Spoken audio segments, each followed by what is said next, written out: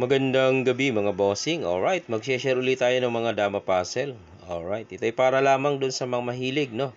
Sa gusto ang mga ganitong puzzle, dama puzzle. Okay, ang rules dito mga bossing, kung yung nakikita, no? Unang sulong dito ang pula, tatalunin ang itim. Pero kung titingnan ang formada, ang posisyon, medyo nakalalamang. Sa unang tingin ay parang lamang na lamang ang itim sa posisyon, no? Unang susulong ang pula. So parang inaantay lang dito ng itim na sumulong ang pula, kahit anong isulong ay kanyang babanatan na, ano. Ayun. So medyo lamang ang itim. Okay, balik natin ang position kasi yan ang puzzle natin. So paanong paraan para manalo ang pula? Lahat po yan ay piyon, ano po? Lahat piyon. Wala pong dama pa dyan. Pataas ang pula, yan. Pababa ang itim. Ayun nga, nakaumang na. Inaantay lang ang pula kung ano isusulong at kanya ng babanatan. Hindi alam ng itim na sa ganyang posisyon ay pwede siya matalo. Brilliancy move mga bossing. Amazing puzzle. Paano? Ganito lang ang gagawin ng pula dyan para manalo siya. Kanya itong ipapakain. Yan. Tapos ipapakain niya ulit.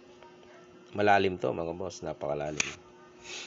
So, ibig sabihin, kaya ng itim, nakadama siya. Ayun, dama na. May star. Ang gagawin dito ng pula, sasabay siya dito. So, ibig sabihin, hindi pwede itong kainin ng, ng dama, ano.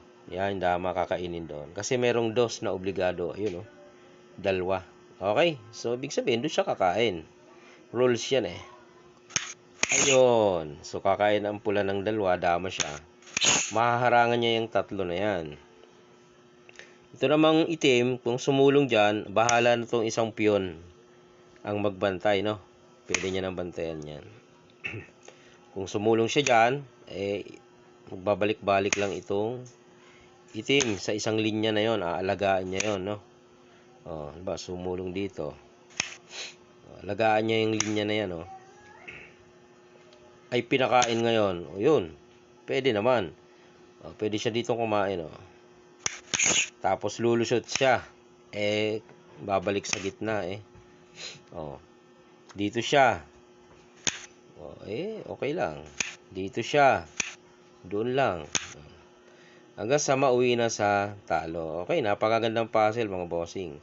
Para sa mga hilig sa puzzle lamang, no? Hindi tayo namimilit ng panoorin ng ating video. Ito ay sa mga interesado lamang at may tiyaga na mag-antay ng solusyon. Alright.